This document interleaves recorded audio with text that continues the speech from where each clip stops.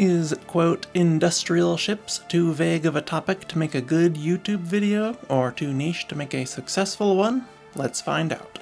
I'm Joey from Radio Free Coruscant, and these are the best industrial ships in Star Wars.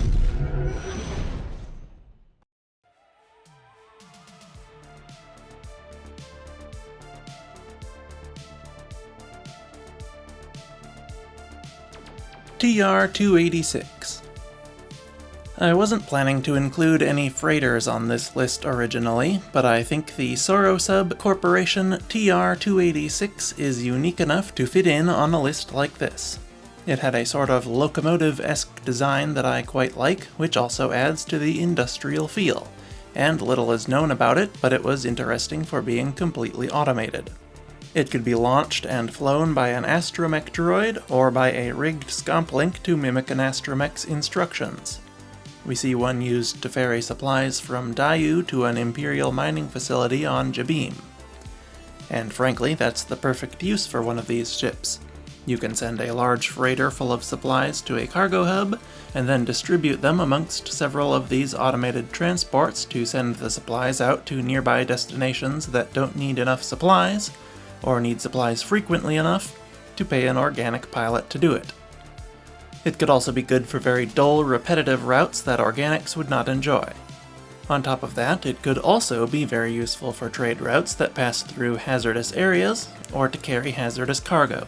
Another useful feature of the TR-286 was that it had airlocks on each side as well as the top and bottom to maximize its docking compatibility, and it had large cargo loading doors on the sides and the front.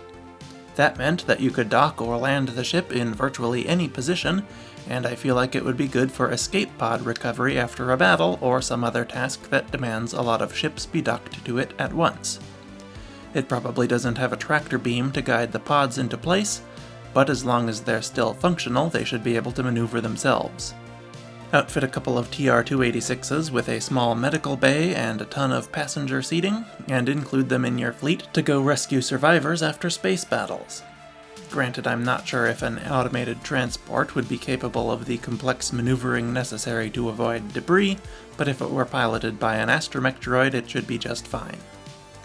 The TR-286 measured about 35 meters long by 14 meters tall and 7.5 meters wide by my estimation. It probably wasn't fast, with a top speed I would guess to be 750 kilometers per hour and a Class 2 or 3 hyperdrive.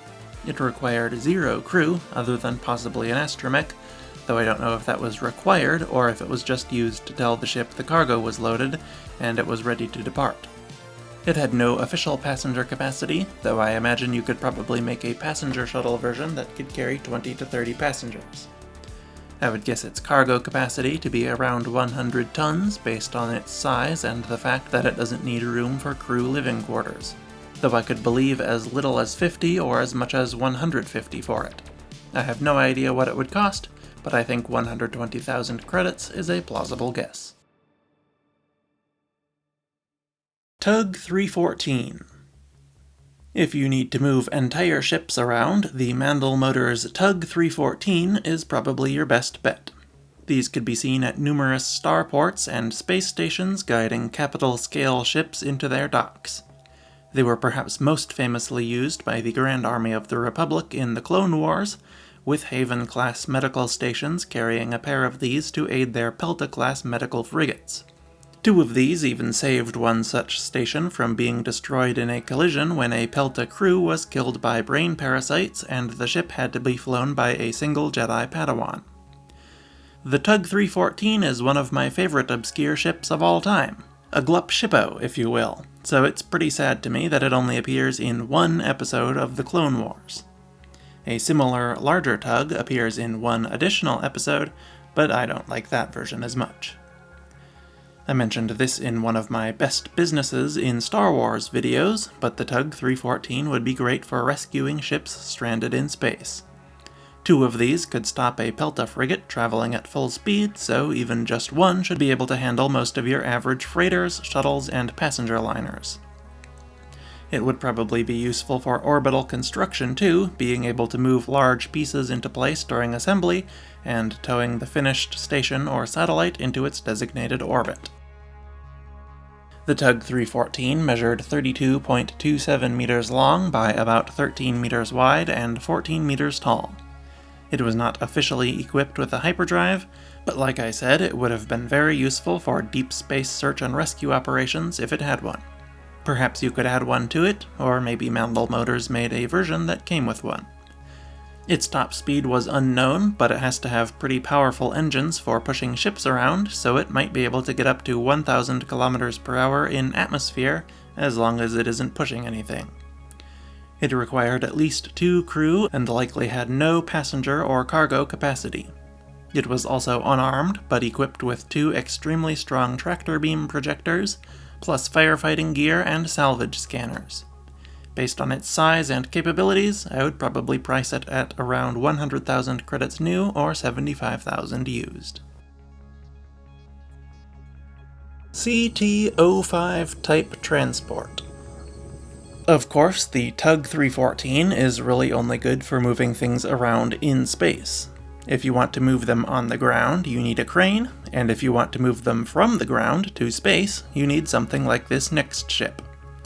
Unfortunately, despite how interesting the design is and what an important role it plays in the episode it's from, we know nothing about it that we can't see with our own eyes.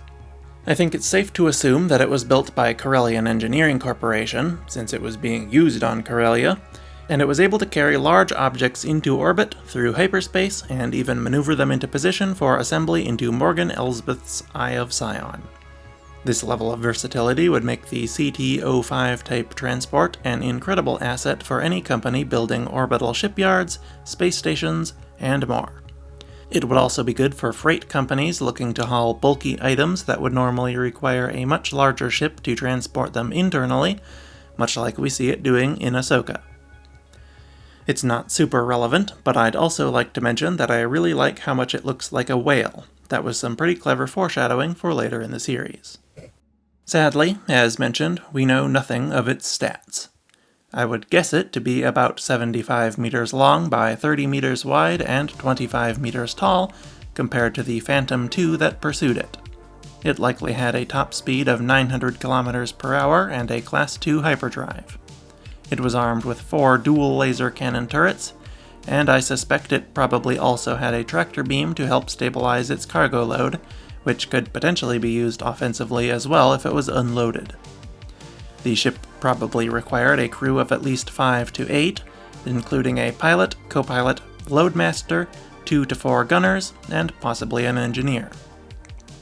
It could probably carry 1 to 2 passengers as well in case it was carrying sensitive cargo that needed additional supervision, and surely at least 1,000 tons of cargo on its external winch system. Something this specialized would not have come cheap, and I think a price of 200,000 new or 100,000 used would be reasonable for such a ship. GS-100. An industrial ship with a little more concrete information to discuss is the Gallofree Yard's GS-100 salvage ship. This freighter had 4 cargo-handling arms and a salvage scanner to locate valuable scrap in old battlefields and starship graveyards. A GS-100 would pull up to an area with something good to scavenge, and rip out and stow pieces even as large as a starfighter in its side-mounted cargo holds. It wasn't just useful to salvage companies though, as this would be very useful for cleaning up any sort of space debris, battle-related or otherwise. Construction leftovers come to mind, but you could dispose of asteroids, space junk, old satellites, and more with it too. The GS-100 measured 174.8 meters long by about 71 meters wide with its arms retracted and 54 tall. It had a pitiful top speed in atmosphere of 400 kilometers per hour, or 248 miles per hour, though I suppose it wasn't very aerodynamic and wasn't really meant to be used in atmosphere for anything other than landing on a planet's surface. It had a Class 3 hyperdrive as well. The ship could be armed with either 2 laser cannons, or a dual laser cannon and a torpedo launcher to fend off thieves. It had a minimum crew of 1, but was recommended to be flown by 1 pilot and 2 droids. It could carry 20 passengers, typically droids to sift through the salvaged material, of which it could hold 140 tons. That doesn't really seem like enough to me, considering how large it is, but perhaps it could hold more than it is officially rated for. It could also carry 1 month of consumables. It was not terribly expensive for its size, though, at only 190,000 credits new or 95,000 used, an unbelievable bargain for a ship larger than a CR-90 Corvette.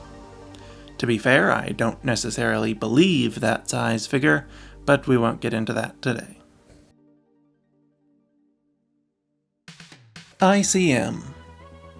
And finally, one of the best industrial ships, or stations as it were, is the Huplapassatisk Shipwrights Collective ICM 092792 Imperial Construction Module. Also known as the Imperial Construction Sphere, Reclamation Plant, or Orbital Command Habitat, this massive facility could break down asteroids into raw materials, construct a wide variety of orbital projects, and house offices to oversee these construction projects. Several ICMs were used in the construction of the Death Star, and Grand Admiral Thrawn used a number of them in his mining operations on Lothal. It was a versatile and effective station that saw use across the galaxy.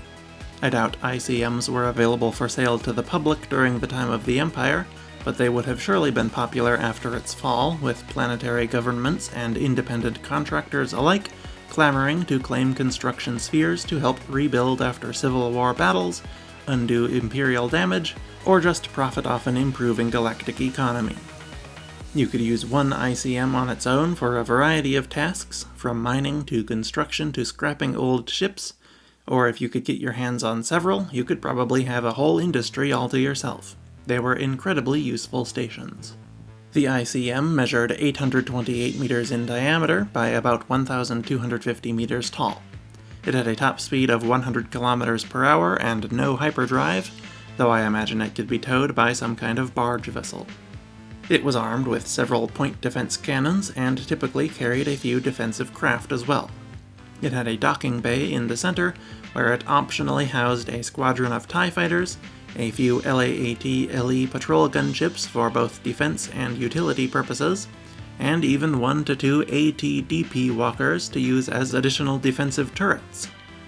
Its crew complement, passenger capacity, and cargo capacity are unknown, but I would guess it to have over 800 crew, 500 to 1,000 passengers, and 5,000 tons of cargo. And its price is unknown as well. I don't think it was available for sale to the public, like I said, but it probably cost the Empire 50 million credits apiece. And those are 5 of the best industrial ships in Star Wars. It was a lot harder to come up with examples than I thought it would be, so let me know what you think of these ships and if I missed any good ones. I'm sure I left something out, it was hard to search for them. But either way, thank you for watching, and I will see you next week. RFC, out.